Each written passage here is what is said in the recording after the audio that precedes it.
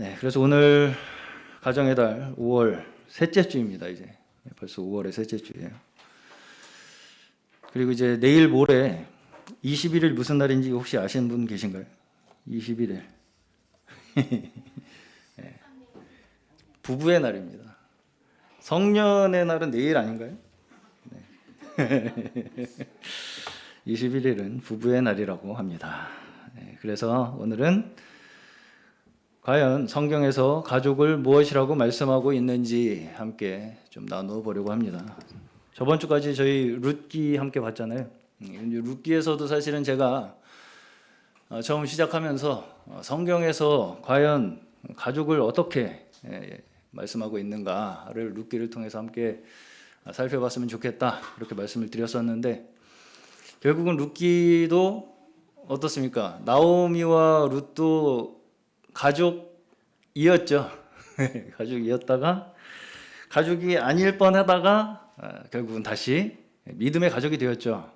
그러한 우리를 어떻게 하나님께서 가족으로 묶으시는가에 대한 말씀이 또한 룻기입니다. 그리고 또 오늘은 이제 창세기의 말씀, 우리 창조의 사건에서부터 하나님께서 우리를 어떻게 창조하시고 그 섭리 가운데, 질서 가운데 가족으로 이루어 가시는가, 이걸 한번 함께 살펴보겠습니다. 자, 성경에서 가장 처음 등장하는 인물이 누구예요? 유다원 학생. 성경에 가장 제일 처음 등장하는 사람이 누구예요? 응? 사람. 성경에서 가장 처음 등장하는 사람. 응? 뭐라고요? 아담. 네. 자, 맞아요. 정답이에요. 네. 그리고서 다음에 창조한 사람이 누구예요? 하나님이 창조하신 사람. 네, 오혜진 학생. 하와. 정답입니다. 자, 사실상 성경의 모든 인류의 역사가 이 두 사람으로부터 시작되죠. 그렇죠? 성경의 모든 인류의 역사가 이 아담과 하와 두 사람으로부터 시작되잖아요. 자, 사실상 인류의 역사 자체가 이 두 사람의 가족으로부터 유지되어 왔다라고 우리가 볼 수 있습니다. 그렇죠? 자, 특별히 오늘 본문 창세기 2장, 오늘 함께 보신 창세기 2장의 후반부에서는 하나님께서 아담과 하와를 지으시는 과정을 말씀하고 있습니다. 그런데 여기 보시면 한 가지 성경에서 하나님께서 창조하시는 사건에서 나타나지 않았던 한 이 표현이 있어요. 무엇입니까? 하나님께서 보시기에 좋지 않았더라가 있어요. 이제까지는 다 좋았더라였어요. 앞에는 만드시고 보시기에 좋았더라였는데, 처음으로 하나님께서 만들어 놓고서도 이게 영 보기가 별로 안 좋았다라는 표현이 나옵니다. 그렇죠? 뭐가 좋지 않다고 나옵니까? 혼자 있는 거. 혼자 있는 게 보기 안 좋다. 하나님께서 보시니까 아담이 혼자 있는 게 보기가 좋지가 않으셨다는 거예요. 자, 근데 그러면 혼자 있는 게 좋지 않았으면 바로 누구를 만들어 주시면 돼요? 여자를 만들어 주시면 되죠. 근데 오늘 말씀에서 혼자 있는 게 좋지 않다고 하시고 나서 다음에 만드신 게 여자예요? 아니에요? 아니죠. 아니에요. 다음에 바로 만드신 게 동물이에요. 그렇죠? 네. 여호와 19절입니다. 배필을 지으시리라 하시니라 하시고서는 여호와 하나님이 흙으로 각종 들짐승과, 제가 개역 개정으로 읽었습니다. 잠시만요. 네. 19절. 주 하나님이 들의 모든 짐승과 공중의 모든 새를 흙으로 빚어서 만드시고 그 사람에게로 이끌고 오셔서 그 사람이 그것들을 뭐라고 하는지를 보셨다.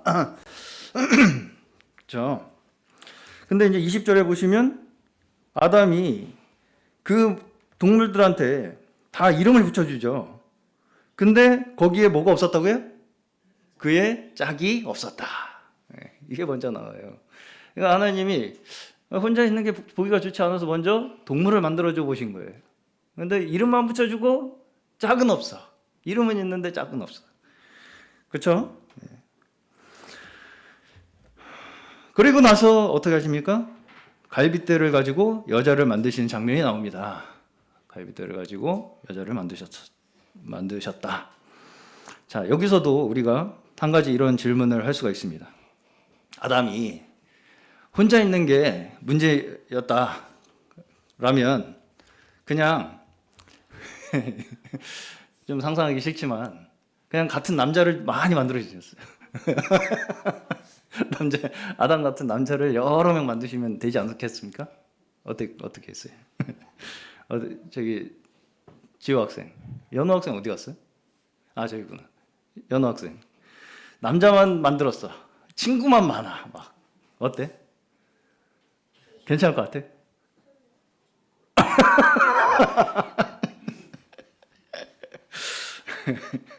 자, 근데 어떻습니까? 하나님은 다른 사람을 만들어요. 그렇죠? 자, 정확하게 말하면 같은 사람이긴 사람인데 다른 사람을 만들죠. 뭐라고 말하기 어려운, 그렇죠? 사람은 사람인데 같은 사람은 사람인데 달라. 그렇죠? 네. 이게 무슨 이야기겠습니까? 무슨 이야기예요? 혼자서는 불완전하다는 얘기입니다. 아담 혼자는 불완전하다는 얘기. 뭔가 부족하다는 이야기예요. 아담 혼자는. 자, 세상에 남자만 있어. 혹은 여자만 있어. 와, 그렇게 한번 상상해 보십시오. 그러면 그렇게 돼 있다면 세상이 그냥 혼자 살다가 나 오늘 애 하나 낳아야겠네. 낳고 그냥 그렇게 해서 사람들이 살아간다. 혼자 막 어떻겠습니까? 세상이. 생물 중에 무성생식을 하는 생물이 있습니다. 무성생식을 하는 생물이 있어요. 알죠? 네. 근데 이제 대부분 굉장히 단순한 형태의 생물들에게서만 나타나요. 이 무성생식이. 고등생물일수록 유성생식이 이제 그 번식의 방법이에요. 사람을 번식이라고 말하면 좀 그렇겠지만, 자, 어쨌든 여러분께서는 그러면 세상에 왜 남자와 여자가 존재할까 생각해 보신 적 있으십니까? 왜 남자와 여자일까? 차라리 그러면 여러 가지를 만드시지, 차라리. 남자 여자 말고 또 1자, 2자, 3자 이렇게 가지고 여러 가지 선택의 폭을 좀 넓혀주시지. 왜 꼭 남자랑 여자랑 만나야 되냐? 이렇게. 자, 여기서 이제 우리가 한 가지 생각해 볼 게 있습니다. 이 말씀을 대체적으로 이 기독교에서 어떻게 좀 이제까지 받아들였었냐면, 여자가 어디서 나왔어요? 남자 옆구리에서 나왔다 이렇게 말씀하죠. 이 갈비뼈로 만들었다. 그러다 보니까 남자 갈비뼈로 만들었으니까 남자가 더 세다, 남자가 더 높다, 막 이런 식의 그런 생각을 이제까지 해왔습니다. 실제로 이런 생각이 이 기독교 역사에서 남성 중심적인 문화를 형성해 왔어요. 자, 그럼에도 불구하고 오늘 다시 한번 잘 읽어보시면 어떻습니까? 전체적인 이야기의 흐름으로 봤을 때 이 창조 사건의 완성이 어디서 나와요? 여자를 만드시는 걸로 나오죠. 여자를. 그렇죠? 그렇습니까? 창조의 마무리가 여자로 끝납니다. 창조하시고 나서 유일하게 하나님께서 뭔가 부족해. 이게 2%가 부족해. 그렇죠? 유일하게 좋지 않았던 그 부분이 여자를 창조하심으로써 완성되죠. 그리고서 이제 아담이 하와를 보고 첫 번째 한 말이 뭐예요? 첫 번째, 내 뼈 중에 뼈요, 살 중에 살이라. 이것이 뭘 말하는 것처럼 들리십니까? 어떻게 들리세요? 이 내 뼈 중에 뼈요, 살 중에 살이라. 자, 이제 어떤 아내께서 남편이 이제 휴대폰을 봤대요. 근데 1번에는 우리 집, 2번에는 우리 엄마, 3번은 사랑하는 딸, 근데 4번에는 자기 이름 석자로 돼 있다고 합니다. 정미화 뭐 이렇게. 네. 그래서 왜 나만 실명제냐? 왜 나만 실명제냐? 다른 사람은 다 우리 엄마, 사랑하는 우리 딸 이렇게 해놓고서 왜 나만 정비화 이거냐? 그랬더니 남편이 당신은 별로 그렇게 특정할 만한 특징이 생각이 안 나서 그냥 이름으로 저장했다. 별 의미 없다. 그래서 이제 그 부인이 너무 서운해가지고 눈물이 핑 돌았다라는 그냥 사연이에요. 네, 여러분 어떠십니까? 어떠세요? 지금 한번 확인해 보시겠어요? 네, 남편과 아내를 뭐라고 저장하셨습니까? 여러분께서. 네. 괜찮습니다. 그 정도는. 네, 이름보단 난 것 같습니다. 오늘 한번 서로를 한번 더 생각하시면서 특별한 호칭으로 한번 저장을 해보시는 건 어떨까 그렇게 생각이 듭니다. 자, 참고로 저는 몇 년째 제 아내가 뭘로 저장돼 있냐? Bone and Flesh라는 이름으로 저장되어 있습니다. Bone and Flesh 무슨 뜻이에요? 뼈와 살, 뼈와 살. 그래서 언젠가 이제 어떤 분께서 제가 이제 핸드폰에 제 아내가 그렇게 저장돼 있는 걸 보시더니 목사님 참 로맨틱하시네요. 그런 이야기를 하시는 걸 들은 적이 있습니다. 자, 그 창세기 2장 23절이죠. 네. 저게 이제 NASB 영어 버전입니다. 여기 보시면 뼈 중에 뼈요, 살 중에 살이 뭘로 되어 있습니까? Bone of my bones, flesh of my flesh. 그쵸? 자, 영어 퀴즈. King of king 뭐예요? 왕중왕. 왕중왕이란 뜻이 무슨 뜻이에요? 최고예요. 그쵸? 그러면 Bone of my bones 이게 무슨 뜻이에요? 뼈 중에 뼈. 그럼 최고의 뼈가 무슨 뜻입니까? 뼈도 잘생겼다 이거. 뼈부터 잘생겼다. 별로 공감을 안 하시는 것 같네요. 주님. 자, 몰입을 해보시고 좀 이렇게 상상을. 네? 영어라서 그래요?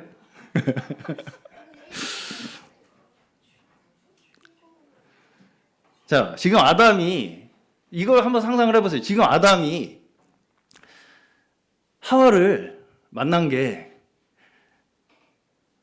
자기 말고 사람을 만난 적이 있어요, 없어요? 네? 자기 말고 다른 사람을 만난 적이 있어요, 없어요? 없죠. 지금 처음 사람이란 존재를 나 말고 처음 만나는 거잖아요. 그렇죠? 자, 여러분께서 세상에 지금 혼자 있다. 이렇게 상상을 해보십시오. 이걸 이렇게 상상을 해봐야 돼요. 그렇죠? 이렇게 혼자야 나. 근데 나타났어. 나 말고 다른 사람이. 그러면 어떻겠습니까? 나 말고 한 사람이 더 있다는 걸 알면 그게 그냥 예쁜 애가 나오겠습니까 거기서? 예쁘네. 내 스타일이네. 내 스타일이고 남의 스타일이고가 없어요. 그렇죠?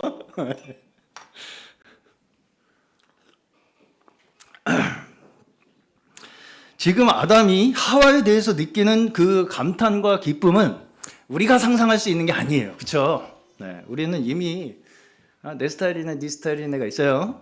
근데 아담은 사람 자체가 있어. 그냥 사람 자체가 나 말고 그냥. 그거에 대한 기쁨이죠.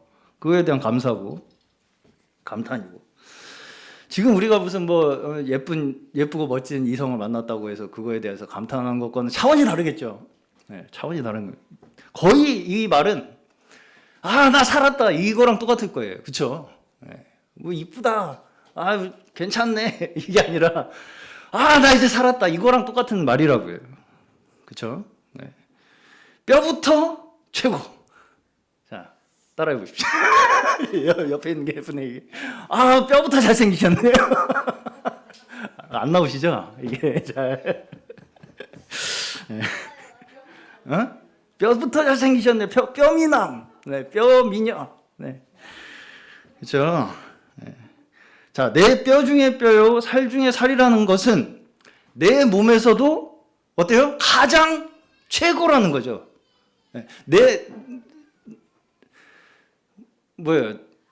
나처럼 사랑하긴 사랑하는데, 내 몸과 같이 사랑을 하긴 하는데, 그 중에서도 가장 최고의 부분을 가지고 만드셨구나, 하나님이. 그렇습니까? 네. 그런 의미예요. 가장 소중한 존재. 내 뼈 많죠. 사람 뼈 많은데 그 중에서 최고의 뼈고, 내 살 많은데 그 살 중에서 최고의 살로 만드셨다. 이보다 더 최상의 감탄이 있겠습니까? 네, 정상적이라면 무슨 말씀인지 아시겠죠? 정상적이라면 우리는 서로를 그렇게 바라봐 주시기를 축원합니다. 네.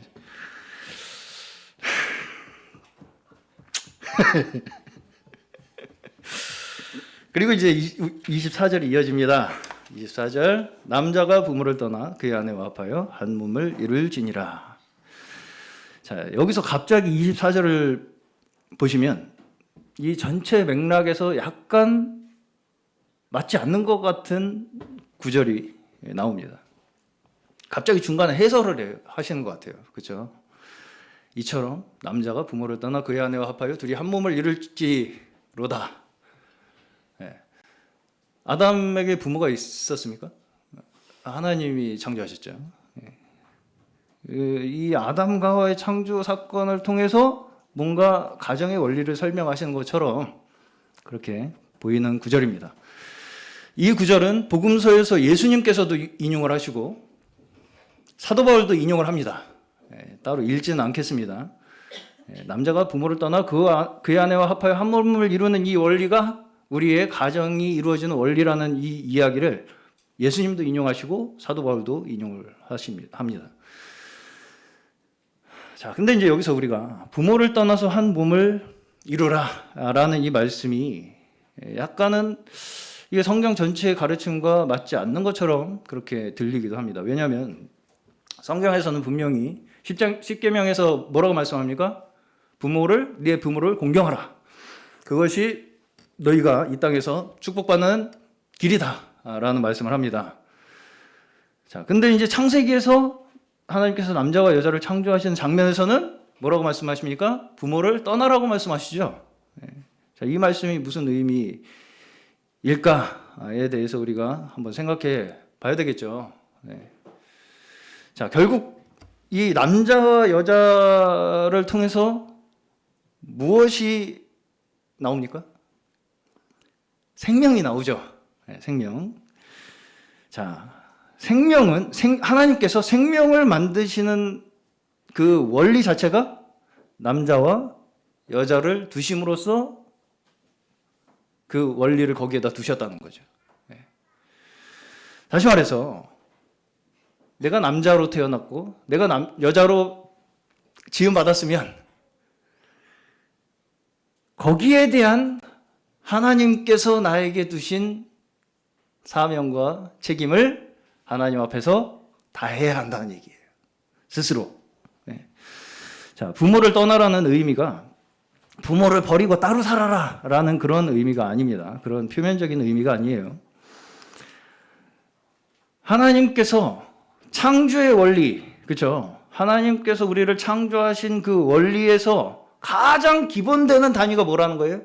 남자와 여자로 창조하셔서 그 둘을 하나로 묶으시는 것으로 이 세상의 모든 창조의 기본 원리의 단위가 거기에 있다는 것입니다. 하나님께서 창조하신 이 가장 기본적인 원리가 남자와 여자가 하나가 되는 것에 있다는 거죠.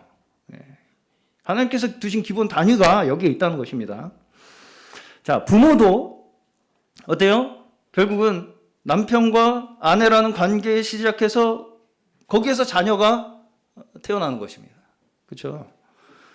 여기서 이제 우리가 부모라고 했을 때 이 부모는 성경에서 의미하는 바는 어느 정도 하나님을 대신하는 것입니다. 하나님을 대신하는 거예요. 하나님께서 나라는 존재를 있도록 하시기 위해서 우리 부모님을 사용하신 거죠. 맞습니까? 부모님을 통해서 나를 있게 하셨잖아요. 하나님께서. 그렇기 때문에 어느 정도 하나님을 부모님은 대신 하는 거예요. 우리에게. 자, 어떻게 보면 우리가 부모님에 대해서 갖는 마음은 결국은 나 자신에 대해 갖는 마음이기도 한 것입니다. 왜? 내가 그만큼 귀한 존재라는 것을 깨닫는 만큼 부모 또한 이렇게 귀한 나를 낳아주시고 길러주셨구나라는 감사함과 그 공경이 있게 되는 거예요. 그렇죠? 그건 당연한 것입니다. 부모 또한 우리가 나를 귀하게 여기는 만큼, 내가 그렇게 귀한 존재라고 나를 생각하는 만큼 부모를 귀하게 여기는 거예요. 자, 근본적으로 하나님의 사랑이 나를 어떻게 만들어요? 귀하게 만들죠. 하나님께서 나를 사랑으로 귀하게 창조하셨죠. 그걸 우리가 믿으면, 그걸 믿는 자들은 부모에 대한 마음도 당연히 그렇게 된다는 것입니다. 한마디로 그렇겠죠. 당연히. 자, 근데 그럼에도 불구하고 하나가 되는 것은 뭐예요?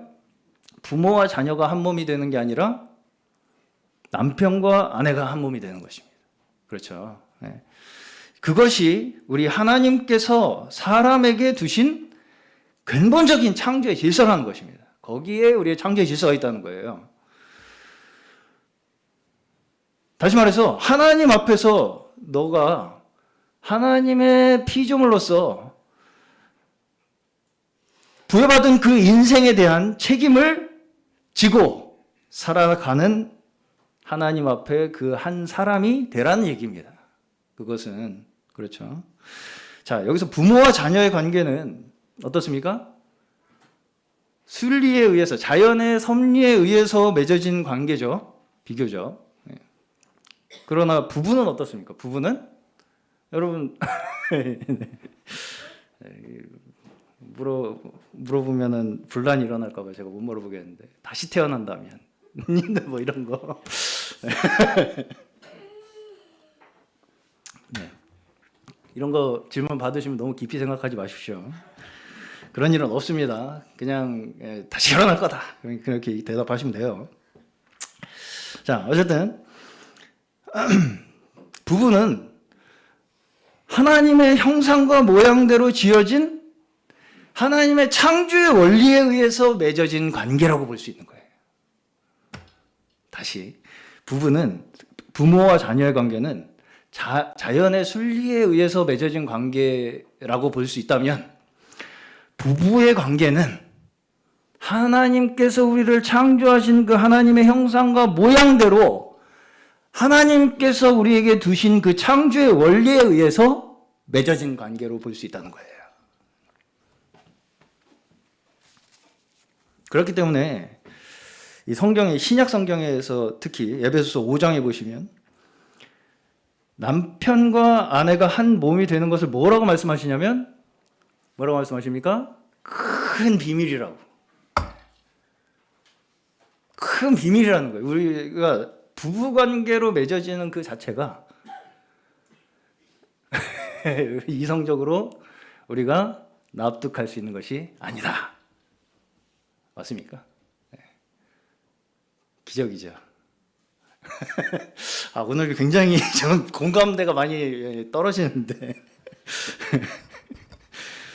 네, 기적입니다. 그렇죠. 우리가 뭔가 선택하는 것 같지만, 그렇죠. 우리가 선택하는 것 같지만 이 수많은 이 지구상에 있는 사람들 가운데 그 두 사람이 맺어져서 부부가 되고, 그를 통해서 또한 새로운 생명들이 생겨날 수 있다는 것은 비밀입니다. 자, 부모 자식은 그래도 생물학적 원인을 우리가 파악할 수가 있어요. 그렇죠. DNA 검사하면 나오잖아요. 부모 자식 관계는. 자, 그렇지만 남편과 아내의 관계는 어때요? 남편과 아내의 관계를 거슬러 올라가면 어디까지 가요? 성경에서는 하나님께서 예정하신 그리스도와 교회의 관계까지 거슬러 올라가야 된다는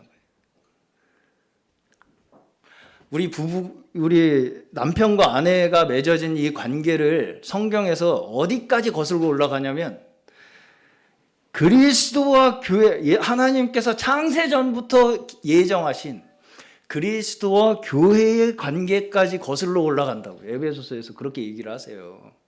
네.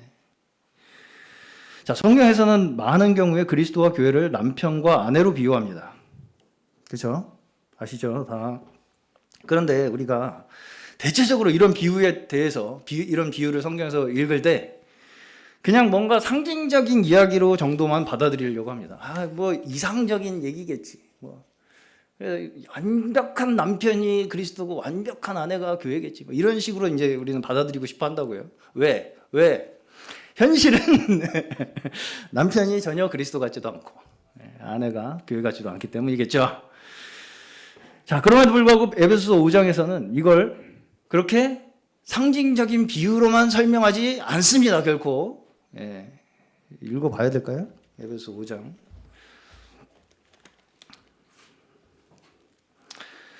갈라디아서 뒤에 있습니다. 에베소서 5장.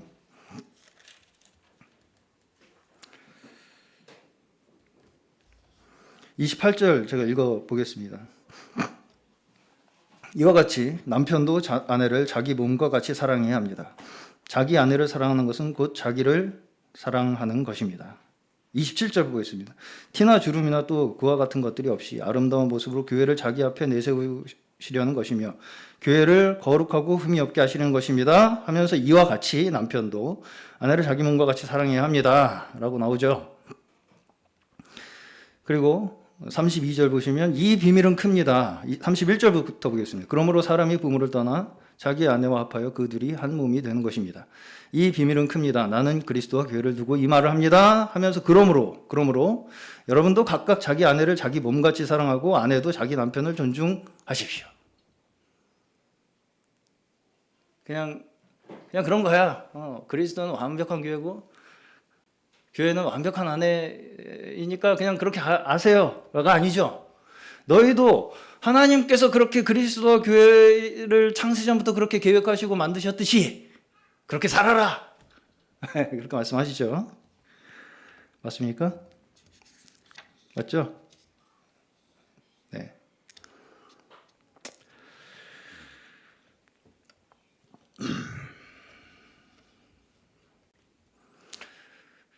다시 말해서 부부간에 먼저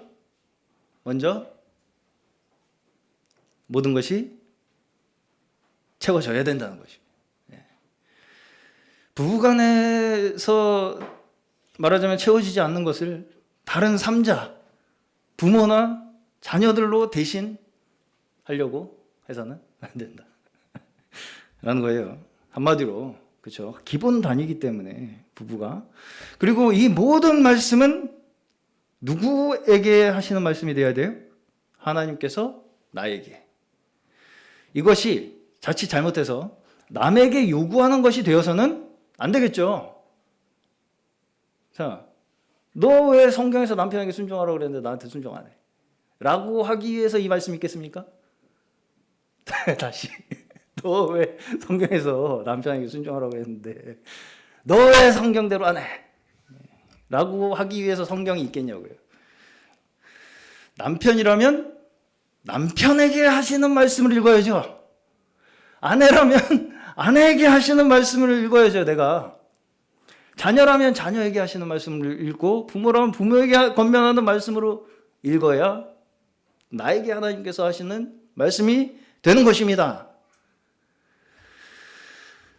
자, 상대방에게 말씀에 순종하기를 요구하기 전에 뭐가 먼저 돼야 되겠습니까? 내가 먼저 순종해야 되겠죠? 그러나 제 생각에 우리가 정말 말씀에 순종한다면 다른 사람에게 그런 요구를 그렇게 많이 할 일은 없을 거라고 생각합니다. 자, 여기서 우리가 알아야 할 근본적인 원칙이 한 가지가 있어요. 하나님의 창조 질서 가운데 가장 중요한 한 가지 원리가 있습니다. 하나님의 창조 질서 가운데 가장 중요한 한 가지 원리가 25절을 보시면 뭐라고 하십니까? 창세기 2장 25절. 벌거벗었지만 부끄러워하지 않았다라고 말씀합니다. 그렇죠? 남자와 그 아내가 둘 다 벌거벗고 있었으나 부끄러워하지 않았다. 자, 벌거벗었지만 부끄럽지 않았다는 것이 무슨 뜻이겠습니까? 아주 몸 관리를 잘했다 뭐 이런 뜻일까요? 나는 그 부끄러울 몸매가 아니다 뭐 이런 거예요. 이것은 서로의 뭐예요? 연약함을 내 것으로 생각한다는 거예요. 벌거벗었지만 부끄러워하지 않는다 서로.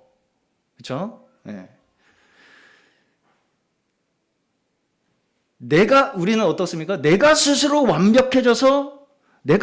완벽해지려고 노력해서 부끄러움을 없애려고 합니다. 그래서 부끄러움을 안 보이려고 하죠. 숨기려고 하고.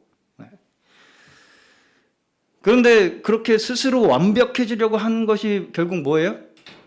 스스로 완벽해지겠다고 한 노력이 결국은 뭐가 됐습니까? 선악과가 된 거죠. 선악과가 스스로 완벽해지겠다고 한 결과예요. 그 결과로 어떻게 됐어요? 선악과를 먹고서 오히려 서로 수치심을 느꼈죠. 우리가 이루어야 할 것은 내가 스스로 완벽해지겠다는 노력이 아니라 뭡니까? 서로를 내 몸과 같이 사랑하고 서로의 연약함을 덮어주고 서로에게 수치심을 주지 않을 수 있는 관계가 되는 것입니다. 그거는 비단 부부뿐 아니라 이제 우리 서로 믿는 이들 간에 궁극적으로 이루어져야 할 우리의 모습인 줄로 믿습니다. 거기에 하나님의 창조의 질서가 들어있다는 거예요. 거기 우리의 관계 속에, 그 관계 속에 나 혼자 어떻게 해서 완벽해져서 너에게 부끄러운 사람이 되지 않겠어가 아니라 서로 그렇게 덮어주고 용서해주고 인내해주고 모든 것을 받아줄 수 있는 사람 앞에서는 부끄러울 게 없겠죠. 서로. 그런 관계 속에 우리를 두셨다는 거예요.